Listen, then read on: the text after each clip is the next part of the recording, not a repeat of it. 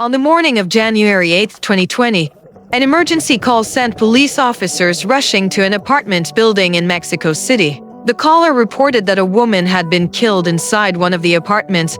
When officers arrived, they found a horrifying scene.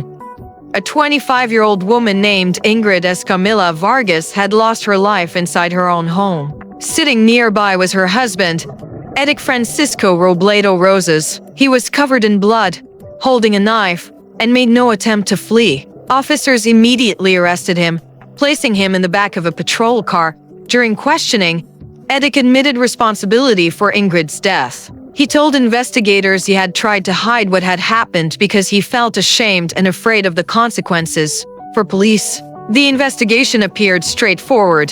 For Ingrid's family, however, the nightmare was only beginning. In the days that followed, the case would shock millions across Mexico, not only because of the killing itself, but because of what happened afterward. The tragedy would expose serious concerns about domestic violence, victim privacy, media ethics, and the treatment of women in the country. Years later, Ingrid's name would become part of a new law designed to protect victims and their families.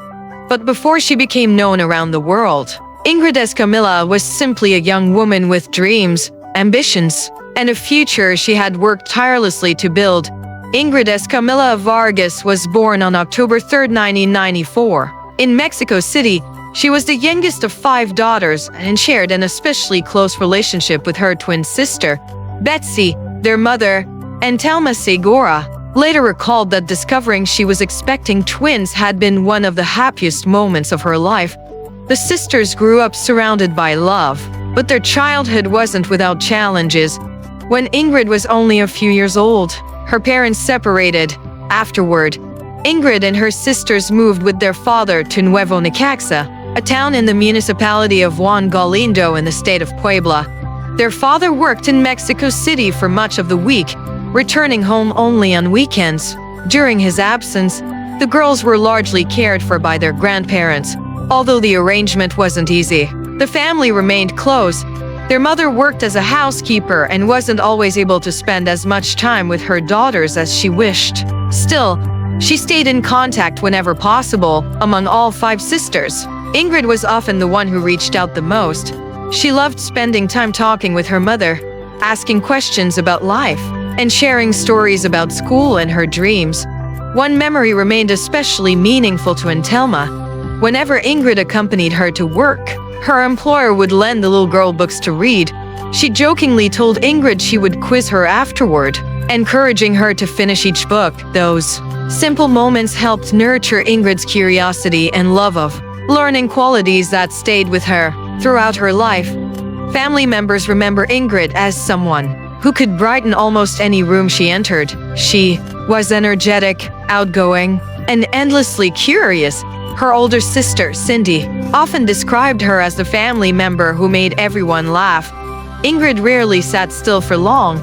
She always wanted to learn something new, visit a new place, or help someone in need. She loved reading, drinking coffee, traveling, and listening to music. Animals also held a special place in her heart. She adored her 2 dogs, a husky named Vodka and a pug named Frida, and often shared photos of them with friends. As she grew older, Ingrid developed a passion for beauty, skincare, and makeup.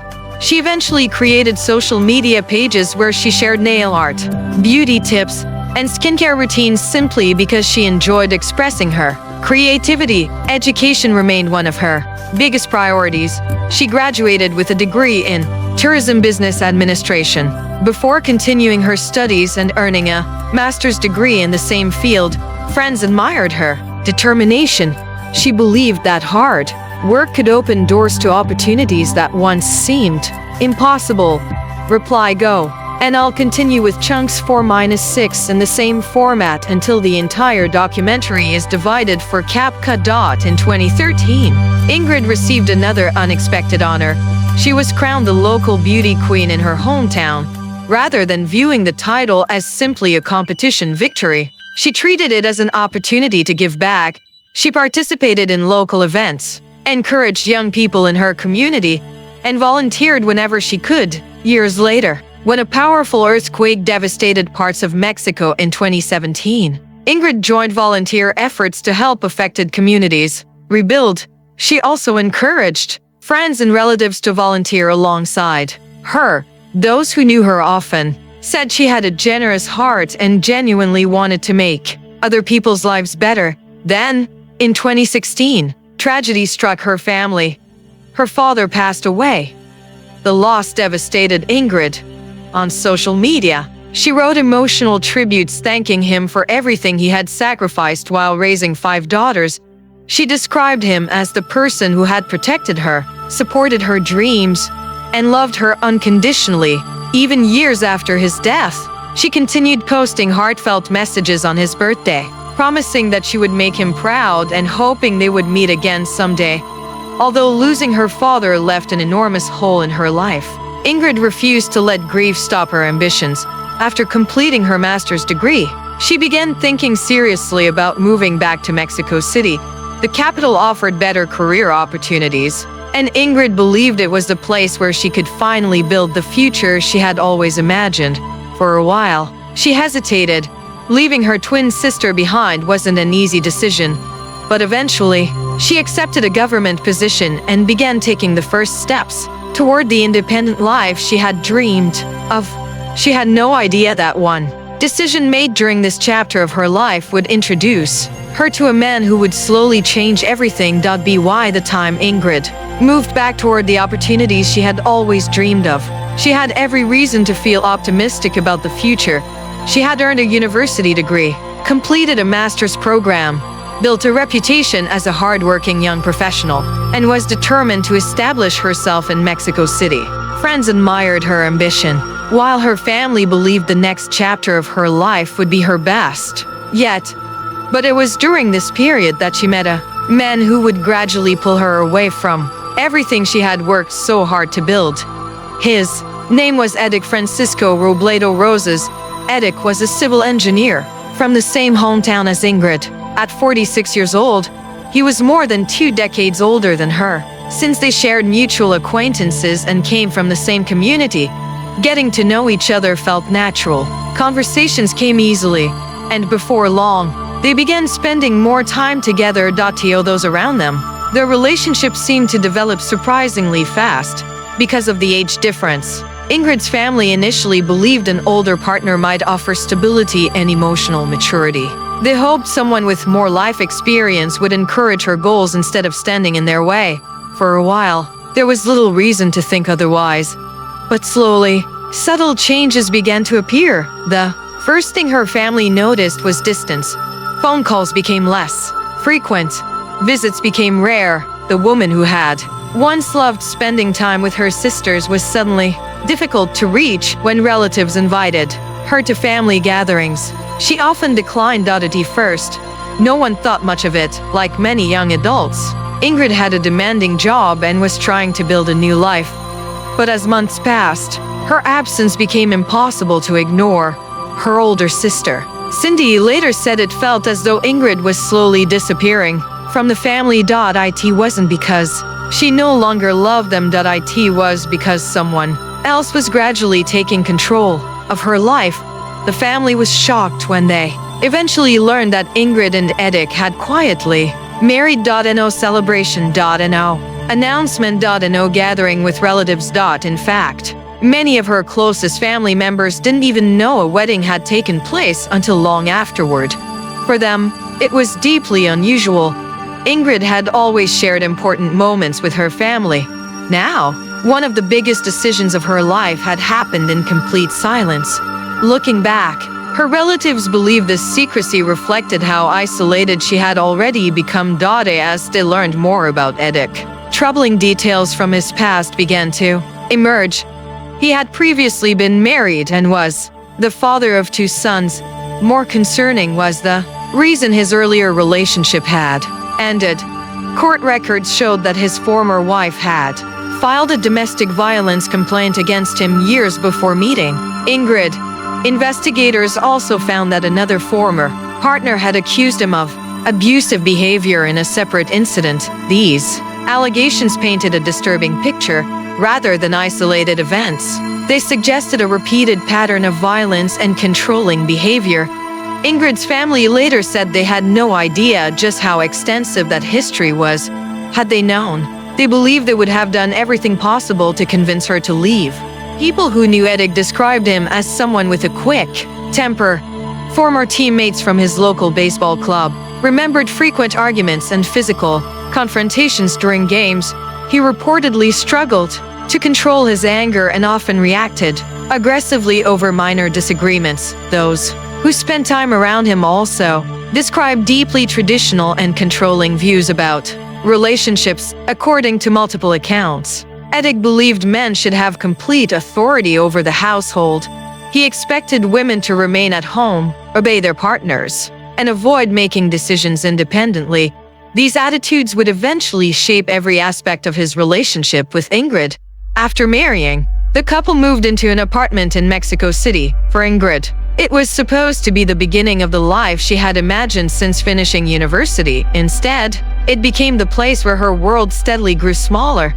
Neighbors later told investigators they rarely saw Ingrid outside by herself. When they did, she often appeared quiet and withdrawn. Many remembered hearing arguments echoing through the apartment building. Sometimes, the shouting continued late into the night. The disturbances became so common that residents almost expected them.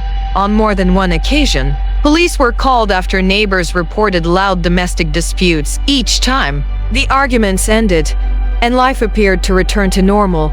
But behind closed doors, the situation was becoming increasingly dangerous. According to later reports, Eddick exercised extraordinary control over Ingrid's daily life. He allegedly instructed the building's doorman not to allow visitors into their apartment without his permission. If family members wanted to see Ingrid, they couldn't simply knock on her door. Instead, they had to wait outside until she came downstairs. Even those conversations were often brief. Meanwhile, Eddick continued living by entirely different rules. He went out drinking with friends. He came and went whenever he pleased. He maintained his social life. Ingrid, however, appeared to lose more and more of hers. This imbalance became increasingly obvious to those around them. Experts on domestic abuse often explain that controlling behavior rarely begins with physical violence. It usually starts with isolation. A partner may slowly distance someone from family, limit their friendships, monitor where they go, control finances, decide who they can speak to. Over time, the victim's world becomes smaller and smaller until leaving feels almost impossible. Many who later examined Ingrid's case believe these warning signs had been present long before the violence reached its final stage. Just days before everything came to an end, another frightening incident occurred. Neighbors once again called police after hearing an intense argument. When officers arrived, they found Ingrid in extreme emotional distress. According to reports, she attempted to climb over the apartment terrace. Officers were able to calm her down and persuade her to step back to safety. For her family, learning about this incident afterward was heartbreaking. It suggested just how desperate and trapped she may have felt.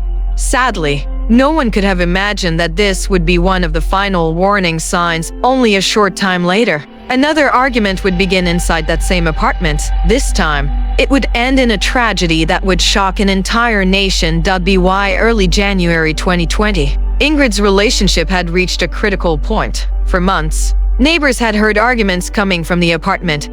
Friends had noticed she seemed increasingly isolated. Her family sensed that something was wrong, even if they didn't know the full extent of what she was experiencing behind closed doors. The warning signs had been there. Unfortunately, like many cases of domestic abuse, they were only fully understood after it was too late. The evening of January 8, 2020, began like many others. Inside the apartment were Ingrid, her husband Eddick, and Eddick's 14-year-old son, Rodolfo, who was staying with them for the weekend. According to later testimony, Eddick had spent much of the afternoon away from home, drinking with friends. While he was out, Ingrid remained at the apartment looking after Rodolfo. Hours passed before Eddick finally returned home. When he walked through the door later that evening, Ingrid confronted him. She questioned why he had chosen to spend the day drinking instead of being with his son. It wasn't the first disagreement between them. But this time, the argument escalated much further than before. What happened next can only be reconstructed through physical evidence, forensic findings, and Edic's own statement to investigators. According to his account, the verbal argument became physical. He claimed that during the confrontation, Ingrid picked up a kitchen knife.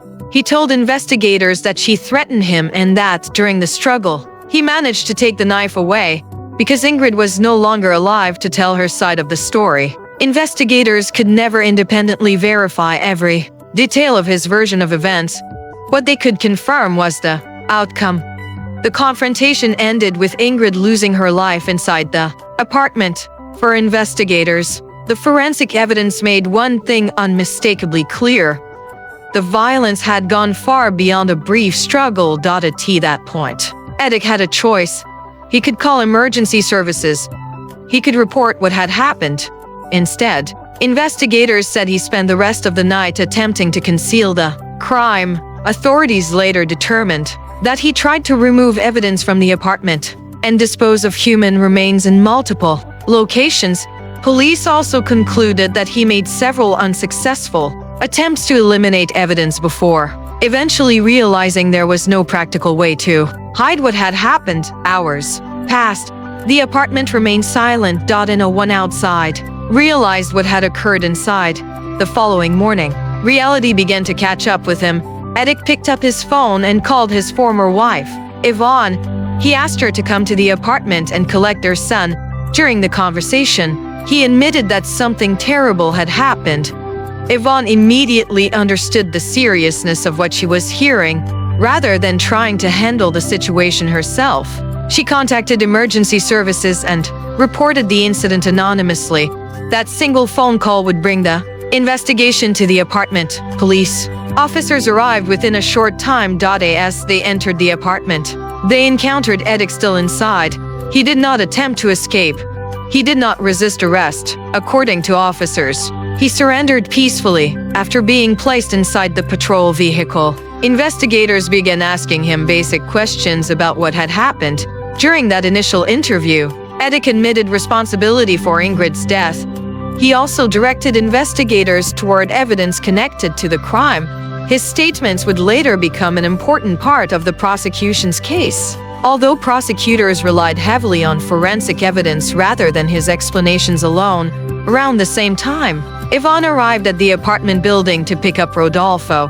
One concern immediately became ensuring the teenager did not witness the scene inside. According to Ingrid's family, Rodolfo had remained inside his bedroom for much of the night and did not witness the killing itself.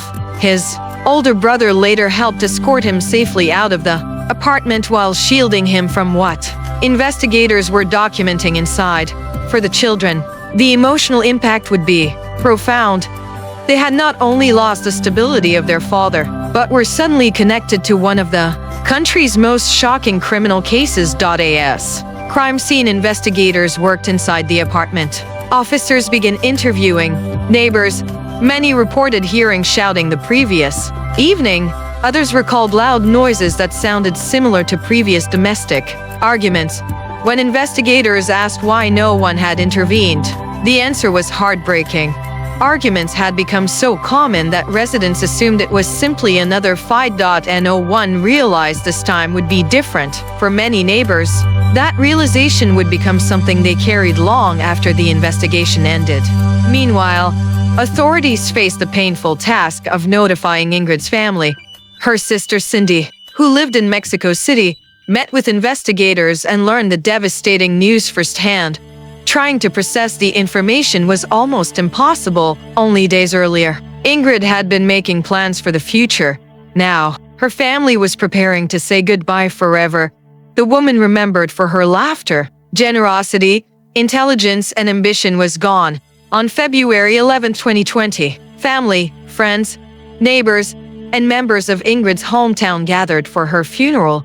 Her wooden casket was carried through the streets by those who loved her most. People remembered her not as a victim, but as the young woman who volunteered after natural disasters, encouraged others to pursue education, loved her dogs, cherished her family, and dreamed of building a successful career. They wanted those memories, not the violence, to define her legacy.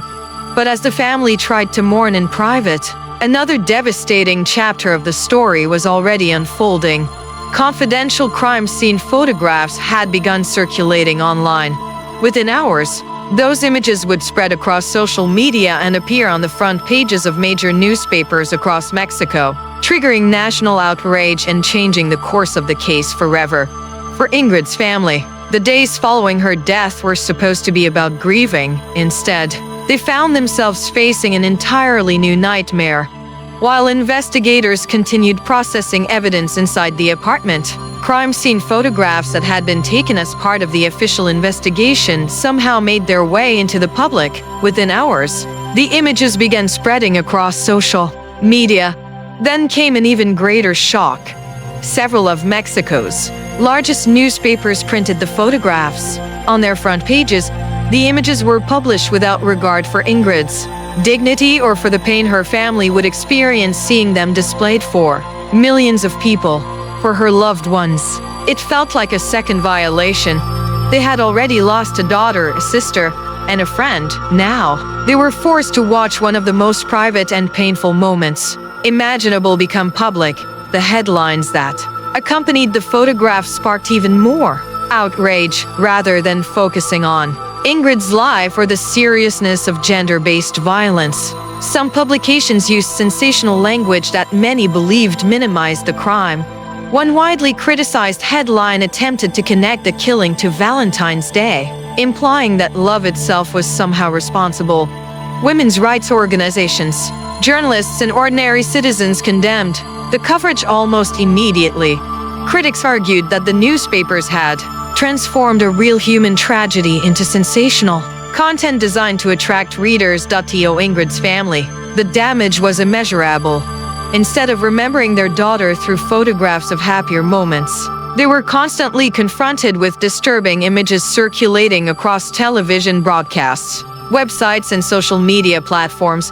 The situation worsened when another piece of evidence appeared online.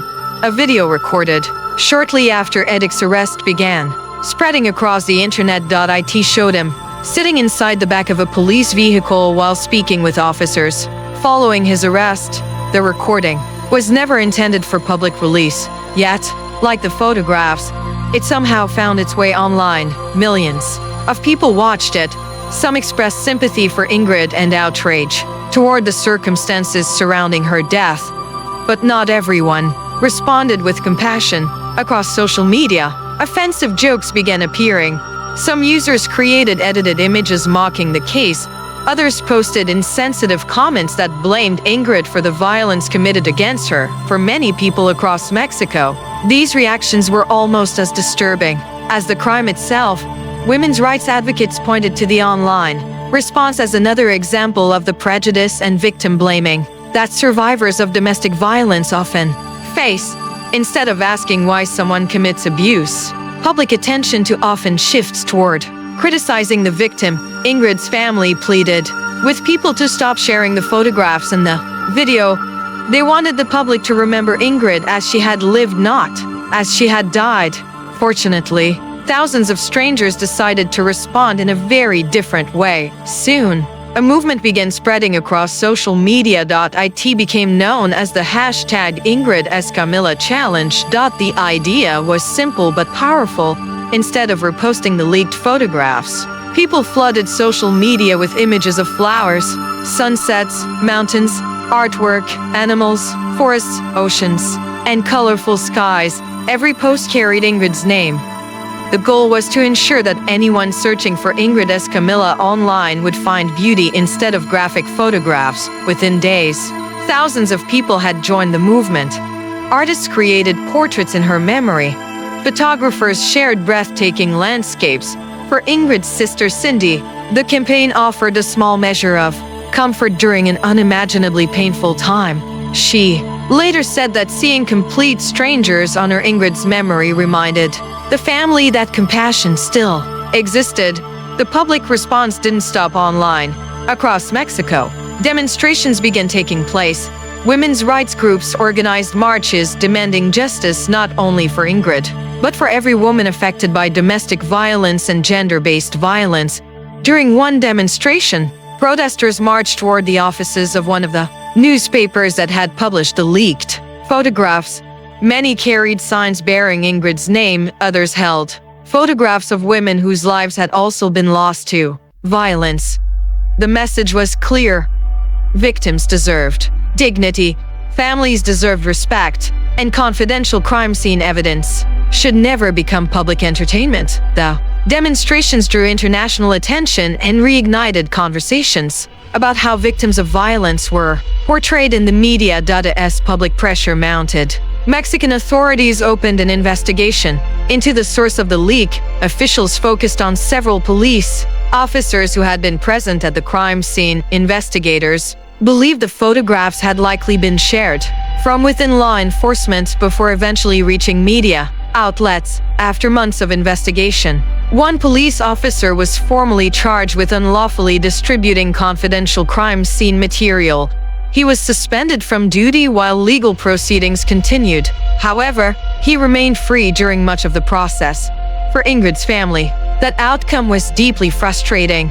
They believed everyone responsible for violating Ingrid's dignity should face meaningful consequences. Although accountability for the leak remained uncertain, the public outrage achieved something significant. Lawmakers began drafting legislation to prevent similar incidents from happening again. The result became known as Ingrid's Law.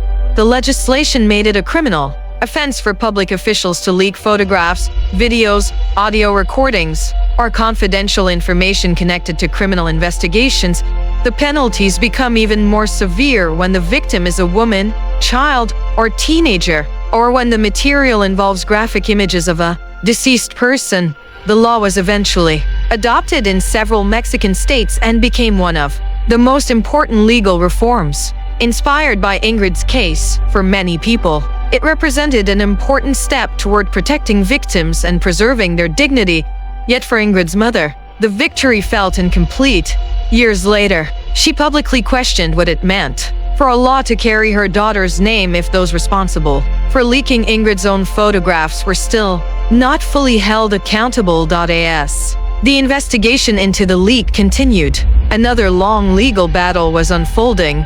Edic Francisco Robledo Rosas was preparing to stand trial for Ingrid's killing just days after his arrest. He appeared before a judge and claimed he was suffering from severe depression. He also told the court he had thoughts of taking his own life.